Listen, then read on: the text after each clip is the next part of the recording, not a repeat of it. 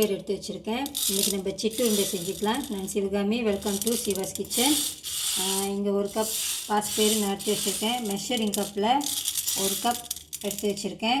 இது கல்லுலாம் இல்லாமல் பார்த்துக்குங்க. கிச்சன் டவல் எடுத்து லேசாக அப்படியே தொடச்சிக்குங்க. அந்த பாஸ்பயிரை கழுவக்கூடாது. இதை இப்போ நம்ம நல்லா வறுத்துக்கணும். இந்த பாஸ்பயிரை நல்லா வறுத்துக்குங்க. மீடியம் ஃப்ளேமே வச்சு மெதுவாக பொறுமையாக நல்லா பக்குவமாக இதை வறுத்துக்கணும். இது நல்லா ஒரு வாசம் வரும், ஒரு கலரும் கொஞ்சம் மாறிடும். இந்த மாதிரி அடுப்பு ஆஃப் பண்ணிவிட்டு இதை ஒரு பிளேட்டில் கொட்டி வச்சுக்கலாம். ஆறுட்டும். அடுத்து தேங்காய் பூ வறுத்துக்கலாம். வெள்ளையாக திருவிக்கிங்க.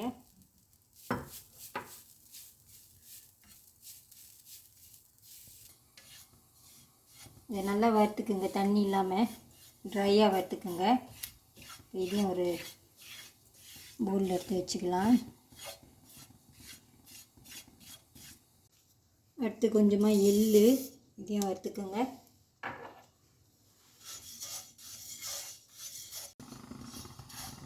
இதுவும் போதும், வறுத்தது போதும், எடுத்து வச்சிடலாம். இதை அரைச்சிக்கலாம்.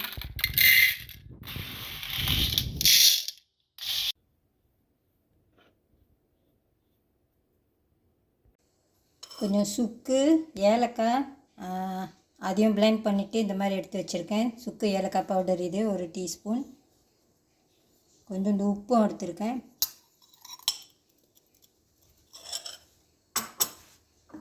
இந்த தேங்காய் பூ வந்துட்டு வறுத்தது, அது ஏற்கனவே இந்த பூ சின்னதாக தான் இருக்குது. நான் இதை பிளெண்ட் பண்ணலை.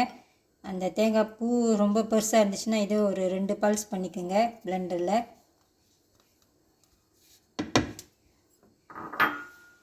வறுத்த எள்ளு இதெல்லாம் மிக்ஸ் பண்ணிக்கோங்க.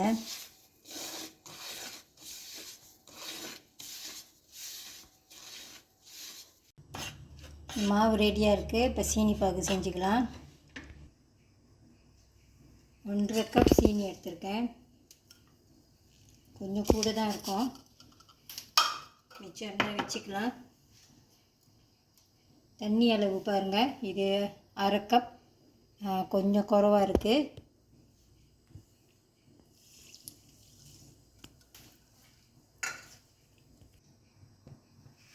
இந்த சீனியில் மண் இருக்காது, நான் அப்படியே எடுத்திருக்கேன்.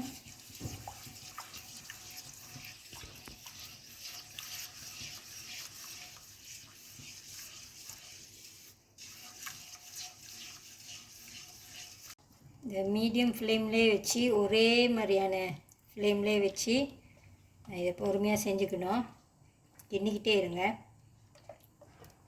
இந்த சீனி பாகு கரெக்டாக எடுத்துட்டிங்கன்னா இந்த சிட்டு உருண்டை அழகாக நம்மளுக்கு வந்துடும்.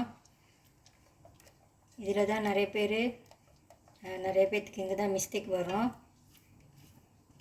நான் இந்த சீனி பாகு கொதிக்க ஆரம்பிச்சிட்டோன்னே அடுப்பு ஆஃப் பண்ணிடுவேன். 1 கம்பி 2 கம்பி பதம்லாம் நான் பார்க்கறதில்ல. இது நல்லா கொதிச்சிட்டோன்னே அப்புறம் நான் அடுப்பு ஆஃப் பண்ணிடுவேன். அவ்வளோதான். இப்போ பாருங்கள், சின்ன சின்ன பபிள்ஸ் வருது. இது நல்லா ஃபுல்லாக வந்துட்டோன்னே நம்ம அடுப்பு அடைச்சிடலாம்.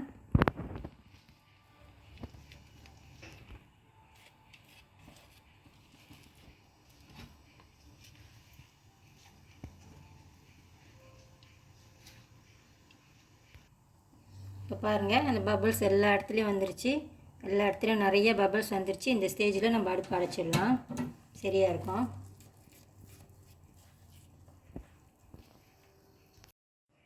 இந்த மாவில் கொஞ்சம் கொஞ்சமாக ஊற்றி மிக்ஸ் பண்ணிக்கோங்க.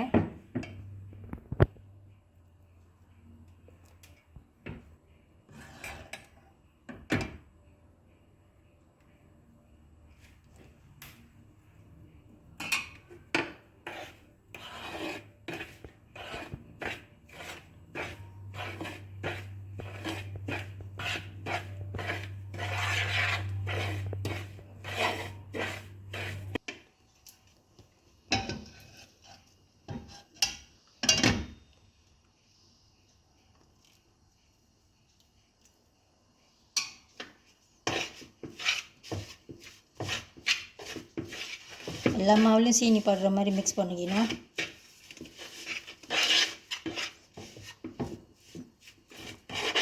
இது இப்போ சரியாக இருக்கும். நம்ம உருண்டை பிடிச்சிக்கலாம். எல்லாத்தையும் ஒரு ஓரமாக எடுத்து வச்சுக்கோங்க, ஆறாமல் இருக்கும். அப்போ தான்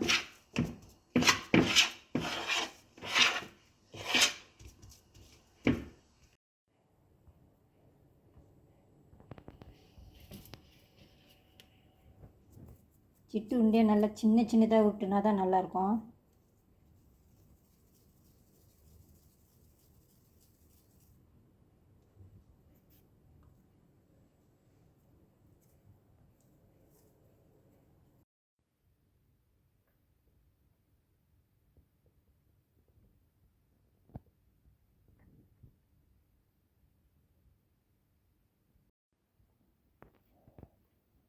இந்த பாகு மட்டும் நீங்கள் கரெக்டாக எடுத்துட்டிங்கன்னா இந்த மாவு நீங்கள் கடைசி உருண்டை உருட்டுற வரைக்கும் அது சரியாக இருக்கும்.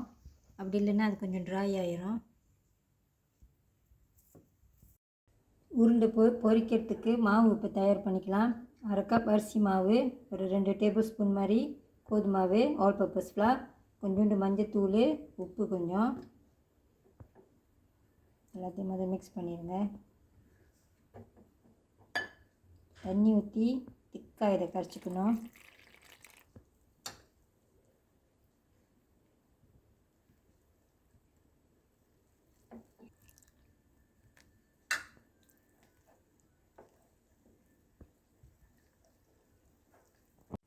மஞ்சத்தூள் கொஞ்சம் கூட போட்டிருக்கேன், கலர் கொஞ்சம் குறவாக இருக்குது.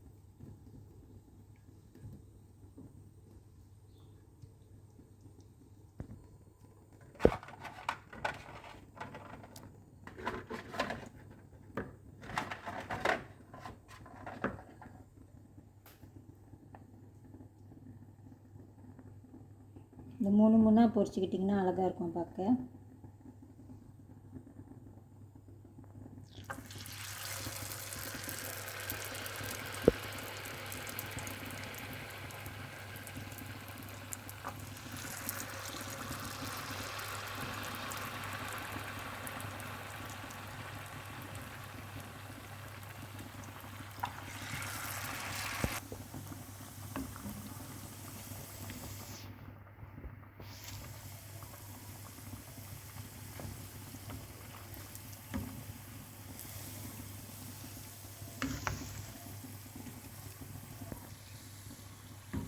இந்த மேலே மாவு நல்லா மொறுமொறுன்னு வர வரைக்கும் பொரிச்சுக்கோங்க.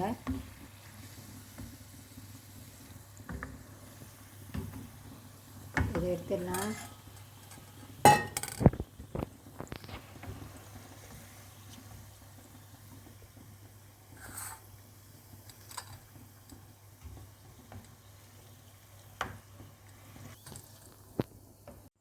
மாவு கொஞ்சம் தண்ணியாக இருந்துச்சு, நான் கொஞ்சம் மறுபடியும் கொஞ்சம் சோள மாவு சேர்த்துருக்கேன்.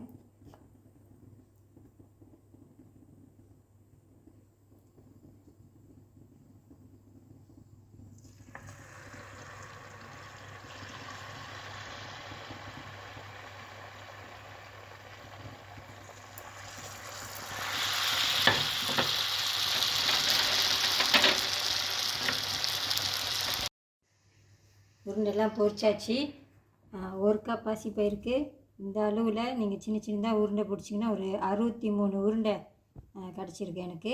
இந்த வீடியோ உங்களுக்கு பிடிச்சிருந்துச்சின்னா லைக் பண்ணிவிட்டு ஷேர் பண்ணிவிட்டு சிவாஸ் கிச்சன் சேனலுக்கு சப்ஸ்கிரைப் பண்ணிக்கோங்க. தேங்க்யூ ஃபார் வாட்சிங். ஒரு உருண்டை பிச்சு பார்க்கலாம்.